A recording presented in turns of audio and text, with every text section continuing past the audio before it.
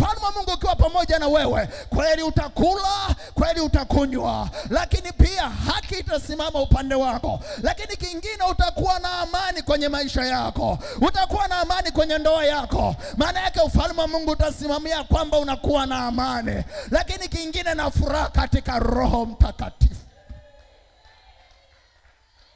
Hii si furaha ya kawaida, kwa sababu kwa jinsi ya nje, furaha kwa jinsi ya kibinadamu, unaona hamna furaha kwa jinsi ya kibinadamu kitafuta huku, kwa sababu unaona mazingira maisha yako ni magumu, hakuna furaha kutokana na hali unayopitia. Lakini nataka nikuambie, ufalme wa Mungu ukiwa upande wako, kuna furaha inayoitwa furaha katika Roho Mtakatifu.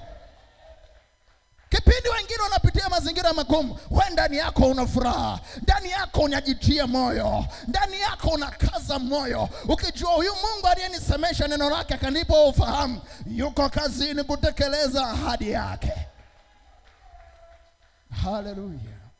Lakini katikati ya mazingira mlioko wote, mna biashara zenu ni ngumu, lakini wewe una furaha. Si furaha ya kawaida.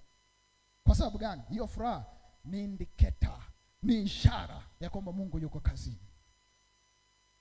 Na Mungu anakuambia, mwanangu, jipe moyo mkuu, niko kazini, ufalme wangu uko kazini.